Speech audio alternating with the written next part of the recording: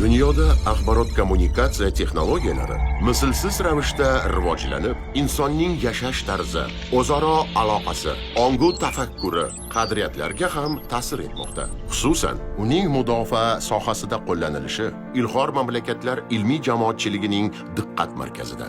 Buni qo'shinlarni boshqarish, taktik harakatlarni rejalashtirish, qurol-yaroq va harbiy texnikani tasarruf etish, hatto harbiy ta'minot masalalarida ham kuzatish mumkin.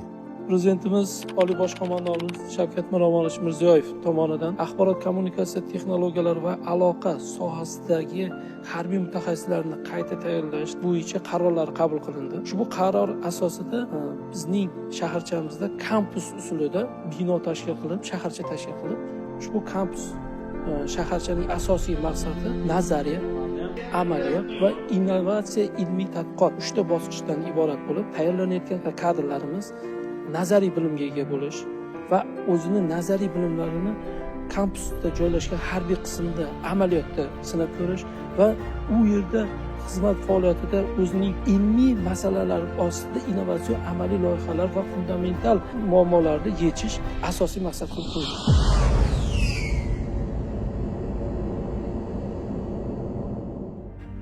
Bu mamlakatimiz oliy harbiy ta'lim tizimida yangi tuzilma bo'ldi. Toshkent viloyati Zangiota tumanida qad rostlagan harbiy ilmiy shaharchada nazariya bilan amaliyot chambarchas bog'landi. O'quv rejalarida umumiy harbiy tayyorgarlikka yo'naltirilgan fanlardan tashqari kiber xavfsizlik asoslari, dasturlash texnologiyalari asoslari, kompyuter grafikasi va animatsiya, kompyuter tizimlari va tarmoqlarni loyihalash yo'nalishlaridagi fanlar o'qitilmoqda. Yaqin 5 yil ichida Harbiy aloqa institutida 10 dan ortiq innovatsion o'quv trenajyorlari yaratildi. Bu trenajyorlarni yaratishda eng asosiysi kursantlarning ham ishtiroki va o'sha professor o'qituvchilarning boshchiligida, rahbarligida 10 dan ortiq innovatsion amaliy loyihalar bajarildi.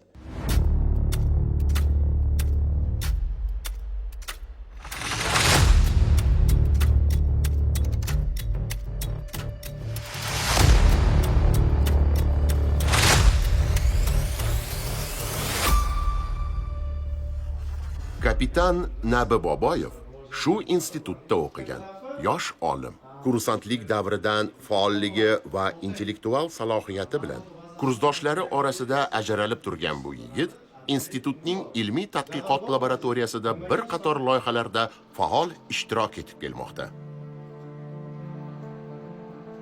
Xususan, uning belgilangan hududni avtomatik ravishda video tasvir orqali razvedka qilish imkoniyatiga ega bo'lgan uchuvchisiz uchish apparati dron hamda jangovar maydonlarga foydali yuk olib kirish, yaradorlarni olib chiqish uchun mo'ljallangan masofadan boshqariladigan avtomobil texnik vositasini ishlab chiqish bo'yicha loyihalari ustozlari tomonidan qo'llab-quvvatlandi. Yaqinda unga prezidentimiz Mard o'g'lon davlat mukofotini topshirdi. 2019-yil Oliy bosh qo'mondonimiz A'lo harbiy institutiga ochilish marosimiga tashrif buyurdilar. Men va mening sardoshlarim yaratgan qurilmamizni Oliy bosh qo'mondonimizga taqdim etdik. Unda uni funksionallari, vazifalari, haqida ma'lumot berib o'tdik. Bu albatta oliy bosh qo'mondonimizga yoqdi, sababi hozirdan kursantlarimiz o'zini kichik ishlarini, mana shu startaplarni ishlab chiqishyapti va bugungi kunda demak qo'llab kelishayotganini ko'rib, o'zini fikrlarini bildirdilar, bizga bir nechta vazifalar belgilab berdilar. Ya'ni matematika, mana shu axborot xavfsizligining asosiy yo'nalishlari bo'lgan matematikalarni, bundan tashqari elektronika sohasini chuqurroq va to'liqroq o'rganish kabi vazifalarni qo'yib o'tdilar.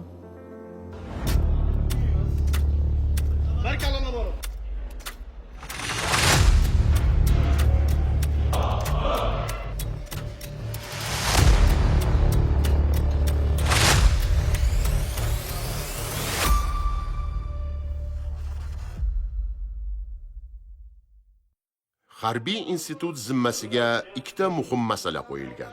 Birinchisi aloqa, havo hujumidan mudofaa, radio elektron razvedka va kurash qo'shinlari yo'nalishlari bo'yicha taktik bo'g'in ofitser kadrlarini tayyorlash va malakasini oshirish. Ikkinchisi sohada harbiy ilmiy tadqiqot ishlarini rivojlantirish. Yurtboshimizga va Mudofaa vazirligi rahbariyatiga baribir minnatdorchilik bildirishimiz kerak, chunki eng so'nggi o'quv laboratoriyalar, eng so'nggi sharoit, eng O'rta Osiyodagi yagona bo'lgan institutimiz tashkil qilingan. Bu yerda kursantlar uchun bor sharoit yaratilgan. Ular darsdan keyin o'zini o'sha klublarda innovatsion ilmiy ishlar bilan shug'ullanishga va bor bilimlarini o'sha o'quv trenajyorlari va 70% amaliy mashg'ulotlarida sinab ko'rishga muyassar bo'lyapti. Qo'shinlarimiz uchun hozirgi zamon ilmi va texnologiyalarini dasturlashni egallagan bilimli kadrlar ehtiyoji oshib bormoqda. Ularni eski dasturlar bilan o'qitib bo'lmaydi. Yangi texnikalarni ishlatish uchun ularning texnologiyasini tushunish kerak.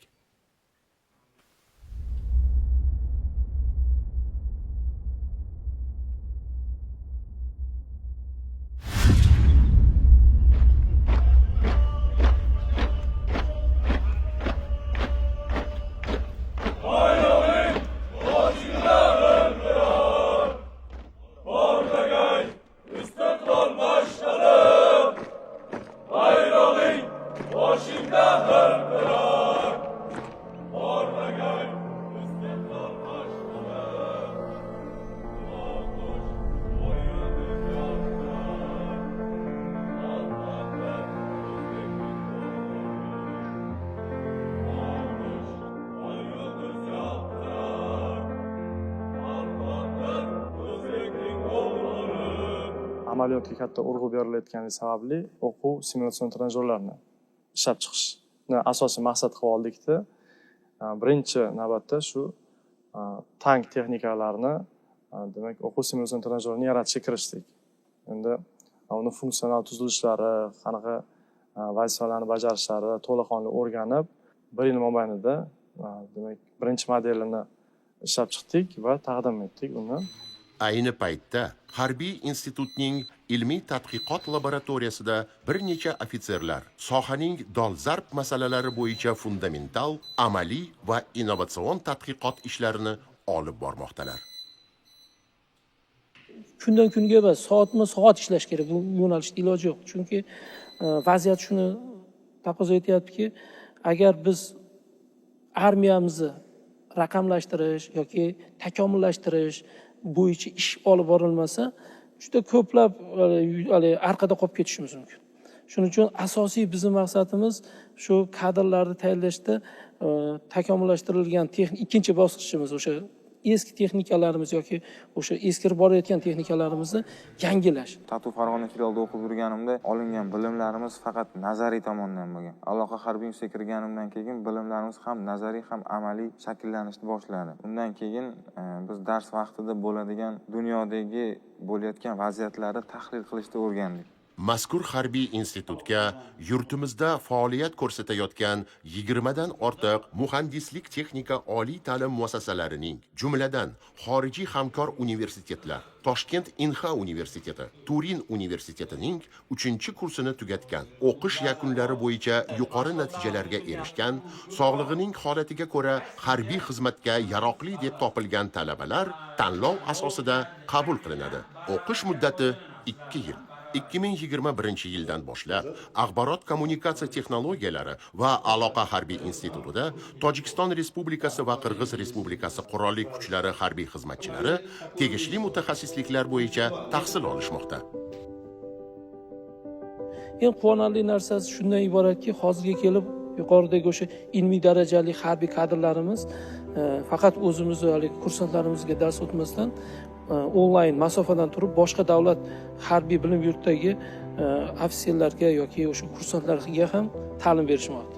O'zlarini bilimlarini bo'lishmoqda. Bu avvalambor bir yutuq, xalqaro maydonga chiqish. Bundan tashqari qo'shni davlat kursantlarini ham o'sha 3 ta yo'nalish bo'yicha aloqa yo'nalishida axborot texnologiyalar va havo hujumidan mudofaa qo'shinlari bo'yicha kadrlar tayyorlash bo'yicha kursantlarni ta'lim berib kelmoqdamiz. Tadqiqot olib borish, ilm qilish uchun sizni hech narsadan cheklab qo'ymaydi. Sharoit bor, foydalan.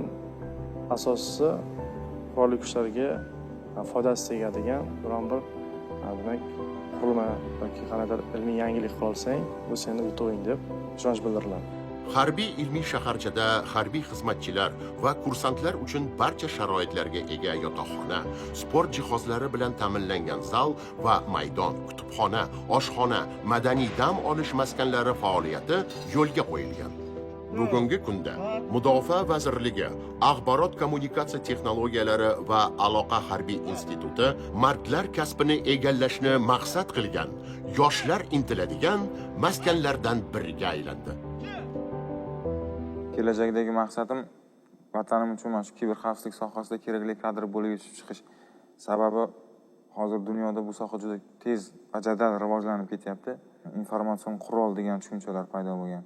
Har xil provokatsiyalar bo'lyapti davlatlar o'rtasida, aynan shu internet olamida, virtual kiber makonda desak ham bo'ladi. Ozgina bo'lsa ham o'zimni hissam qo'shsam men mamnun bo'laman.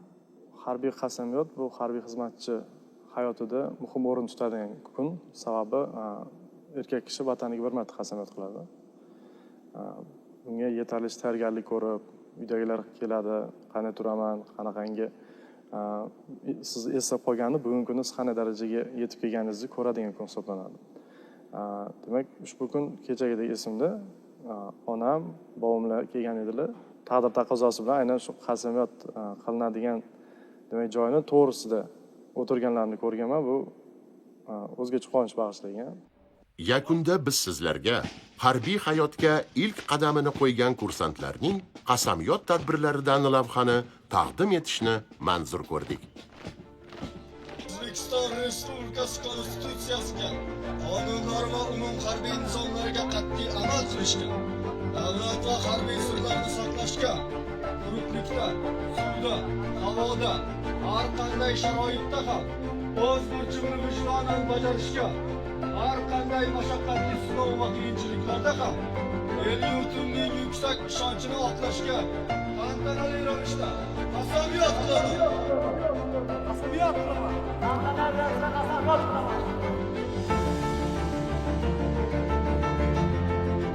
O'zbekiston Respublikasi Qurolli Kuchlar safiga kirar ekanman. Davlatim timsoli bo'lmish muqaddas bayroqni tutib, buyuk ajdodlarimning pok izlari oldida vatanim oldidagi burchimni halol bajarishga bel bog'lab, vijdonim, or-nomus va sha'nimni o'rtaga qo'yib, O'zbekiston Respublikasiga, xalqimga, xalqimga bir nur sodiq bo'lishga, davlat va harbiy sirlarni saqlashga, quruqlikda, suvda, havoda, har qanday sharoitda ham o'z burchimni vijdonan bajarishga, har qanday mashaqqatli sinov va qiyinchiliklarda ham el yurtimning yuksak ishonchini oqlashga tantanali ravishda qasamyod qilaman.